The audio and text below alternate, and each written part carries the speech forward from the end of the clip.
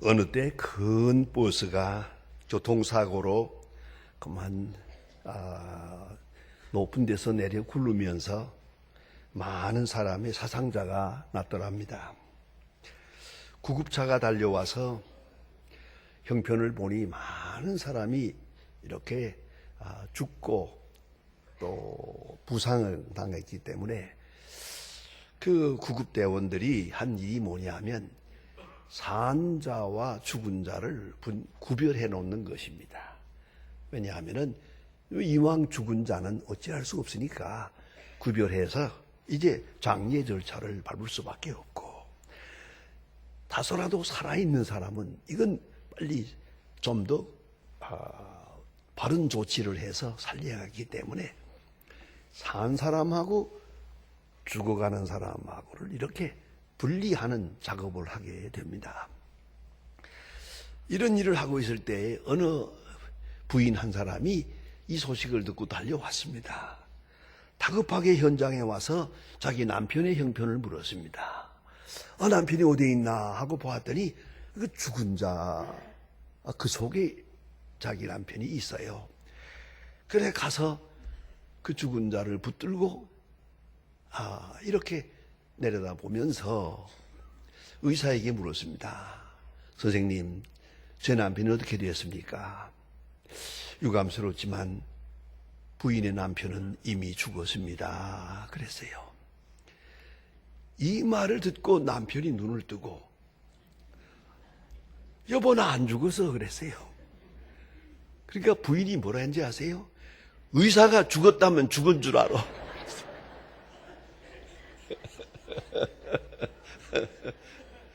여러분, 누구 말이 옳습니까? 의사가 죽었다면 죽은 겁니까?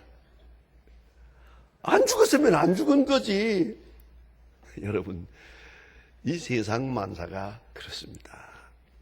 우리는 남의 이야기를 다 들으려고 해요. 망했다면 망한 거고, 잘 됐다면 잘 되는 줄 알고, 뭐 어떠면 어떻고. 의사가 죽었대도 내가 안 죽었어 그러면 안 죽은 거예요. 그걸 잊지 말아야 합니다. 본문의 말씀은 우리 신년을 당할 때마다 한 번씩 다시 한번 음미해보는 귀중한 말씀입니다. 다시 읽어야 될 말씀입니다. 그리스도 안에 있으면 새로운 피조물이라. 그리스도 안에 있으면 새로운 피조물이라. 보라, 새것이 되었도다. 새 젖주의를 당할 때마다 또다시 생각합니다. 그리스도 안에 있으면 새로운 피조물이라. 보라, 새것이 되었도다. 그렇습니다. 새로운 피조물, 이 새것이라고 하는 데 대한 오해가 많습니다. 이 세상에는 변화라고 하는 것이요, 변화가 있고 변질이 있습니다. 어쨌든 이 변화라고 하는 데 대한 오해가 많습니다. 첫째는 우리가 이 새로운 변화, 새로운 변질 이런 걸 자꾸 이건 형상학적 변화입니다. 그런가 하면 또 하나의 변화가 있습니다. 소위 지성인들에게 많이 있는 변화입니다. 진화적 변화입니다. 새로운 환경에 적응하는 변화입니다. 세상은 자꾸 변하고 있는데 이게 맞물려서 같이 변화되지 않으면 안 되거든요. 요새 따라서 가만히 보니까 전에 안 쓰던 말이에요. 진화라는 말을 많이 써요. 진화라는 게 뭐냐? 새로운 환경에 적응하는 변화를 말합니다. 그러니까 추웠으면 추운 대로 우리가 옷을 입어야 되고 더우면 더운 대로 옷을 벗어야 되는 것처럼 말입니다. 세상이 변하는 데 따라서 내가 변화하지 못하면 나는 죽는 거예요. 나는 도태되는 거라. 그래서 이 진화적 변화를 굉장히 중요하게 생각합니다. 여러분 잘 아시는 대로 어린아이들은 아주 컴퓨터나 이런 것 핸드폰 잘 하잖아요. 어떤 데 보면 밥을 먹으면서도 하더라고요. 문자 보내고 이러는데 나는 아무리 배워도 못하겠더라고요. 여러분요, 이게 뭔가 하면 새로운 환경으로 가는 진화, 이게 뒤떨어지면 안 되는 거거든요.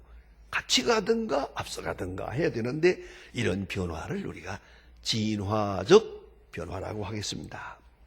또 하나는 소위 말하는 생산적 변화입니다. 혹은 경제적 변화입니다. 이건 뭐냐면 새로운 용도에 적응해 나가는 겁니다. 그래서 이렇게 사용하던 것을 저렇게 사용합니다. 목적을 바꾸어서 행동하는 그런 변화가 있습니다. 그러나 오늘 성경 말씀에 있는 이 말씀은 창조적 변화입니다. 이걸 잊지 말아야 합니다. 무슨 라이프 스타일이 바뀌고 생활 습관이 바뀌고 뭐 사람의 어느 모습이 바뀌었다고 해서 그것이 오늘 성경에 말하는 새 피조물은 아닙니다. 이 새 피조물은 중생에서 시작되는 새로운 변화를 말합니다. 그러니까 겉에서 변해서 속으로 가는 게 아니고 속이 변해서 겉으로 향하는 겁니다. 그런 변화입니다. 다시 말하면 죄송하지만 여자분들로 말하면 예쁘게 화장을 해서 이렇게 딱 보이면서 그러면 젊어 보이고 예뻐 보이고 그래요. 그러면 우리가 밖에 나서든가 하면 오늘 젊어 보입니다. 그러면 기분 좋아하는데 좋을 거 아무것도 없어요. 그것은 보이는 것뿐이지요. 보이는 것뿐이란 말이에요. 내용은 아니잖아요. 그러면 진짜 이 변화는 뭡니까? 내가 건강해져야죠. 내가 건강해지고 또 내 마음에 기쁨이 넘쳐서 은혜를 받고 은혜 받고 기쁨이 넘치고 건강하고 환한 얼굴이 됐을 때 밖에 나서면 무슨 좋은 일이 있습니까? 그건 좋은 거죠. 그런 거는 그 내면에서부터 오는 그 변화이기 때문에 변화라는 것이 외적인 환경으로부터 안으로 들어가는 것이냐, 안에서부터 영적인 변화에서부터 밖으로 향하는 것이냐, 여기에 중요한 문제가 있습니다. 아무튼 인간적인 노력으로 가령 술을 끊는다, 담배를 끊는다, 일찍 일어난다, 혹은 다이어트를 한다, 뭐니 해봐도 이런 변화를 새로운 피조물이라고 하지 않습니다. 이건 창조적 변화가 아닙니다. 그러면 오늘 말씀하는 이 변화는 우리가 같이 생각해야 됩니다. 모든 변화는 두 가지입니다. 하나는 죽음애로의 변화. 점점 죽어가고 있습니다. 점점 늙어가고 있습니다. 점점 망해가고 있습니다. 이 세상은 지금 자연자원이 고갈되고 에너지가 부족하고, 자 보세요. 점점 파국으로 치닫고 있습니다. 요새 자꾸 우리가 추워지고 일기가 이상하고 그거 다 부정적입니다. 아무리 보아도 끝이 안 보입니다. 이것입니다. 죽음애로, 파국애로, 종말애로 향한 변화. 이것이 변화입니다. 그런가 하면 또 하나는 생명애로의 변화입니다. 다 죽은 것 같은데 살아납니다. 오늘 우리가 나뭇가지가 다 말라서 이렇게 나무 잎이 떨어진 것 같으나 그 속에 생명이 있습니다. 이제 봄에 싹이 나고 꽃이 피고, 생명애로의 변화, 생명을 지향하는 변화가 있습니다. 오늘 본문에 말씀하는 것은 창조적 변화입니다. 새로운 피조물, 새로운 변화. 이 신비한 이 복음적 의미를 바로 깨달아야 합니다. 오늘 본문에 가장 중요한 것은 뭐냐면 확실한 죽음을 전제로 합니다. 죽음을 지향하는 변화가 아니고 죽고 시작되는 변화입니다. 여기에 귀중한 진리가 있어요. 본문 14절로 돌아가서 제가 한 절을 봅니다. 그냥 여러분 그대로 들으시면 되겠습니다. 그리스도의 사랑이 우리를 강권하시는도다. 우리가 생각건대 한 사람이 모든 사람을 대신하여 죽었은즉 모든 사람이 죽은 것이라. 예수 믿는다는 게 뭡니까? 십자가를 봅니다. 십자가는 뭡니까? 나를 대신하여 죽으신 겁니다. 나를 대신해서 죽었으니까 나는 죽은 겁니다. 나는 살아있는 것 같으나 죽은 겁니다. 죽었다면 죽은 거예요. 이걸 잊지 말아야 합니다. 이미 우리는 죽었어요. 그걸 인정을 해야 됩니다. 여기서부터의 변화를 생각합니다. 사도 바울은 그의 위대한 신앙 고백에서 말합니다. I am crucified with Christ. 내가 그리스도와 함께 십자가에 못 박혔다. 참 귀중한 말씀입니다. 십자가를 쳐다볼 때 나는 죽었다. 저기서 나는 죽었다. 이미 죽었다. 여기서부터 출발하는 것입니다. 이것이 바로 새로운 피조물의 변화입니다. 우리는 죽은 것을 다시 확인해야 됩니다. 거듭거듭 확인해야 됩니다. 갈라디아 5장 24절에서 말합니다. 그리스도의 사람은 육체와 함께 그의 정과 욕심을 십자가에 못 박았느니라. 정과 욕심도 다 죽었어. 이제는 의식도 없어. 관심도 없어. 그것이 바로 그리스도인이에요. 여기서부터 새로운 변화가 시작되는 겁니다. 유명한 얘기를 여러분이 잘 아시지 않습니까? 어거스틴은 젊었을 때 많이 방탕했습니다. 많이 교회에 취해가지고 정신적으로, 철학적으로, 신앙적으로, 육체적으로 아주 방탕한 사람이었습니다. 그가 회개하고 예수를 믿고 암브로스를 감독을 만나서 그가 중생의 새 사람이 되고 성 어거스틴, 성자라는 말을 들을 만큼 그가 이런 새 사람이 되어서 옛날 고향으로 돌아왔습니다. 옛날에 다니던 거리를 지나갑니다. 옛날에 가까이 지내던 친구들이 멀리서 바라봅니다. 찾아옵니다. 그리고 특별히 옛날에 가까이 지내던 걸프렌드들, 장녀들까지 따라와가지고, 아이고, 어거스틴이 오랜만이구만, 어디 갔다 오는 거냐고 반갑다고 말하고. 그러니까 어거스틴 대답 안 했습니다. 물론 인사도 안 했습니다. 모른 척하고 갑니다. 어거스틴 아니야, 어째서? 하고 뒤따라오는데 어거스틴은 말합니다. 속으로 말하고 겉으로 말했습니다. 당신들 사람 잘못 보았어. 그 어거스틴은 죽었어. 그 옛날 어거스틴은 죽었다. 이것이 옵시다. 마틴 루터도 말합니다. 오늘 죽는다는 게 아닙니다. 벌써 죽었어. 벌써 죽었어. 어제 죽었어. 이 죽음을 오늘 확인하는 것뿐이야. 그것이 새로운 피조물의 기초입니다. 새로운 피조물이란 옛 것은 지나갔어요. 옛사람은 죽었어요. 예수의 십자가에 못 박히는 그 순간 내가 죽었어요. 그리고 십자가를 쳐다볼 때마다 그 죽음을 확인하는 거예요. 이것이 그리스도인입니다. 이렇게 죽음을 확인할 때 새로운 세상이 열립니다. 새로운 삶이 시작됩니다.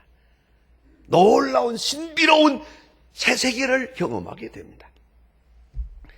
두 번째로 오늘 본문의 중요한 말씀은 뭐냐면 이렇게 새로운 피조물이란 뭐냐 하면 15절에 분명히 말씀하고 있습니다.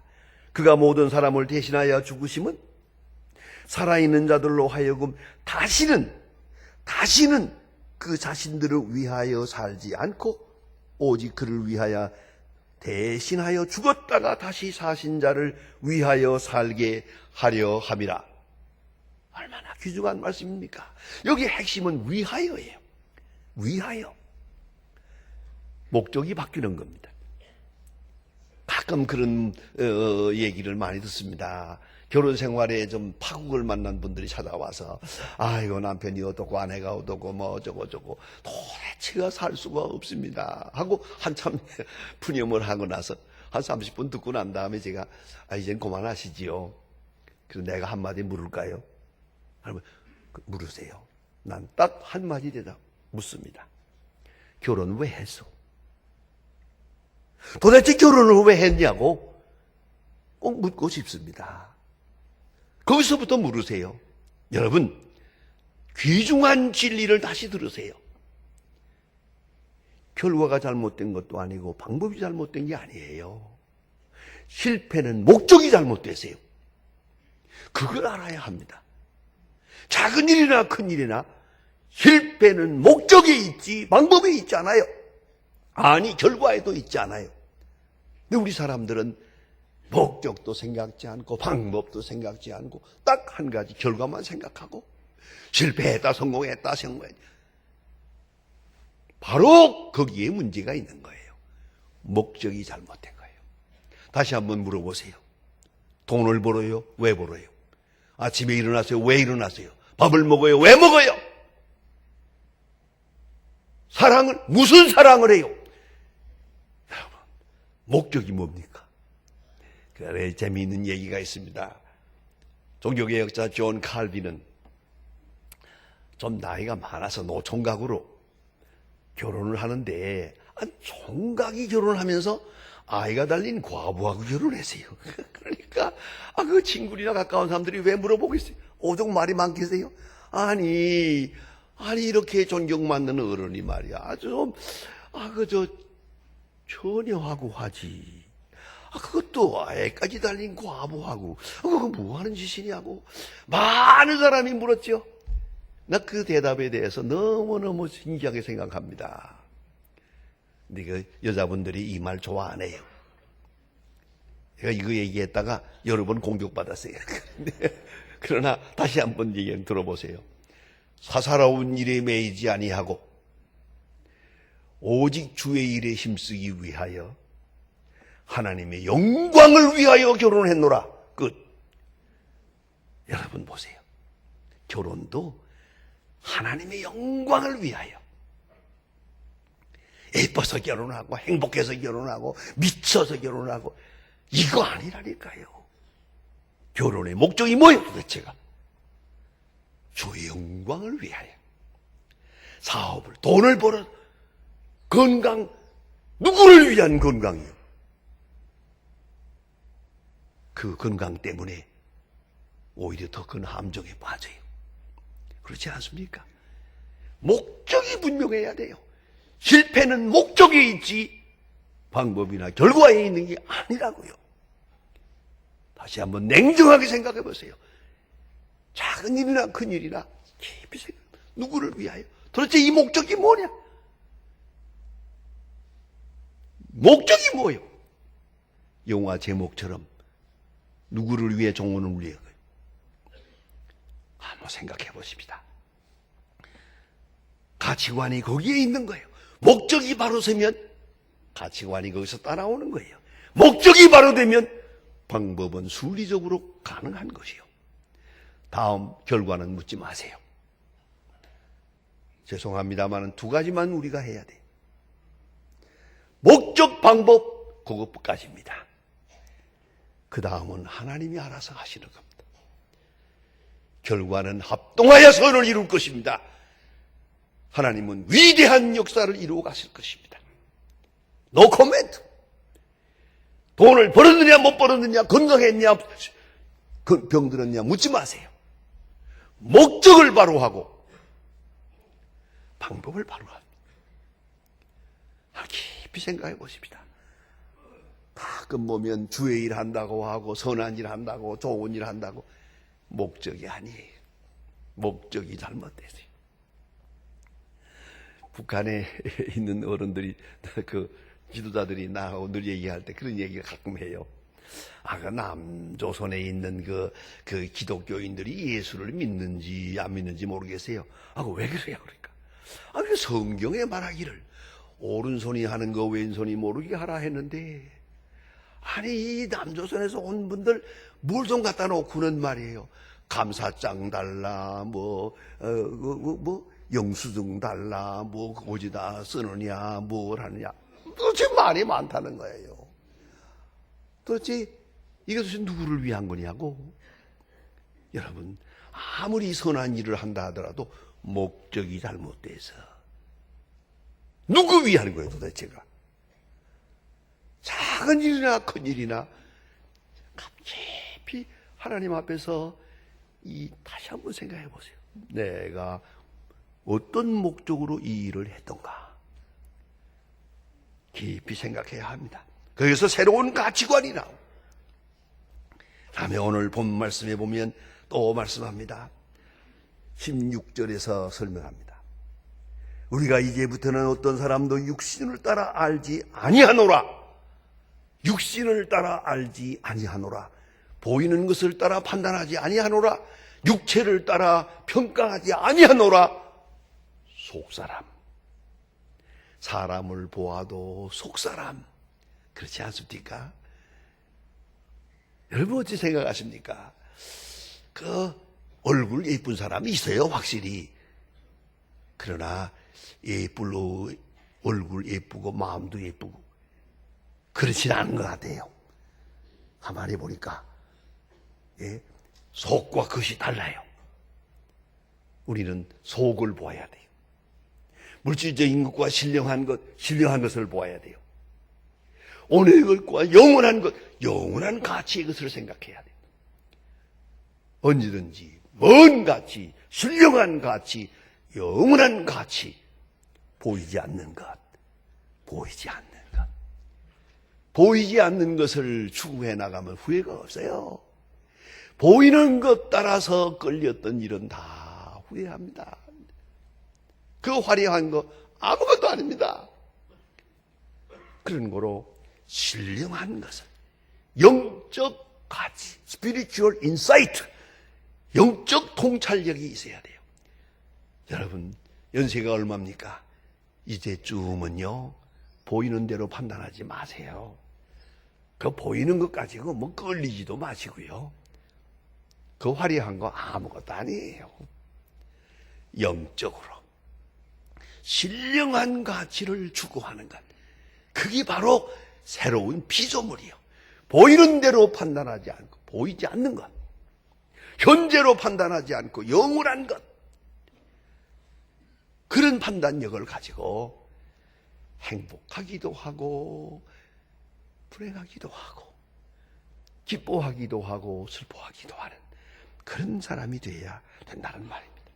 새로운 피조물, 옛것의 최선을 말하지 않습니다.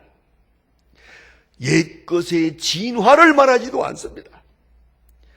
옛것의 발전을 얘기하는 것이 아닙니다. 오히려 옛사람의 죽음을 말합니다. 철저한 죽음, 그것입니다. 거기서만 새로운 길이 있습니다. 제가 미국의 어느 교회에 가서 하루 한번 한국 교회가 설교를 했습니다. 설교 마시자마자 장로님들이 나한테 얘기를 하는데, 오늘 저 피아노 반주하는 분 봤지요? 봤어요. 잘하시던데요. 그런데요, 그 집이 곧 이혼한대요. 큰 걱정인데 우리 말은 안 듣는데, 목사님 오셨던 길에 그 여집사님 좀 만나서 좀 권면하면 안 되겠습니까? 저분이 여기 와서 공부하고 저렇게 결혼하고 아이도 둘을 낳고 잘 사는데, 교회 봉사도 잘하고 하는데, 서울에 뭐 교회의 장로님 딸이래요. 이런 분이 여기서 이혼하면 되겠습니까? 그럼 우리 교회에 크게 파급되고 좋지 않겠는데, 저 반주하시는 분 좀 어떻게 좀 이렇게 화해해서 살 수 있도록 좀 목사님이 상담해 주세요. 점심은 우리가 낼 테니까. 점심을 먹으면서 만났어요.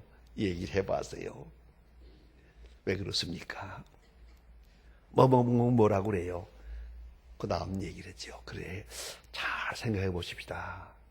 어떻게 파국을 면하고 잘 다시 살 수 있는 길이 없을까요?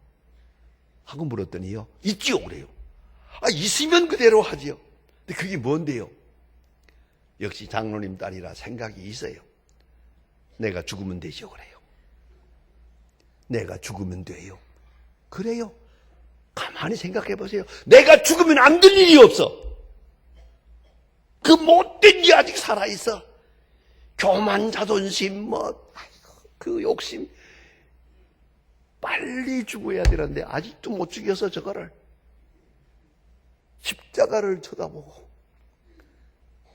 사도 바울처럼 내가 그리스도와 함께 십자가에 못 박혔다. 나는 죽었다 하고 선언해 보세요. 안 될 일이 없어. 그게 바로 새로운 피조물이에요. 완전한 죽음이 있고 그 위에서 완전한 그리스도의 생명력이 작용합니다. 부활의 생명력이. 그것이 바로 그리스도인의 모습. 새로운 피조물이라. 보라, 새 것이 되었도다. 여러분, 아직도 못 죽여놓은 거 있어요? 그 맞아 죽이세요. 아직도 들먹들먹해요? 죽었다면 죽은 줄 알아? 거기서부터 다시 시작하는 겁니다.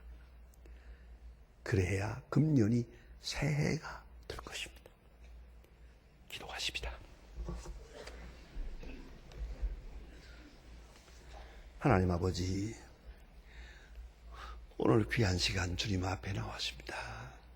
주의 큰 권능으로 오늘이 있게 하심을 감사합니다. 새해는 되었지만은 새 사람은 아닙니다. 주여 원하옵는 것은 새 사람 되게 하시고 옛사람을 완전히 십자가에 묻어놓고 새롭게 출발하는 세상, 새롭게 보는 세상, 새롭게 감격하는 세상이 되게 하옵소서.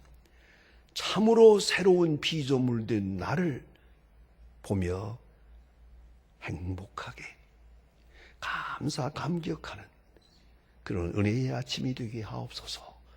예수님의 이름으로 기도합니다. 아멘.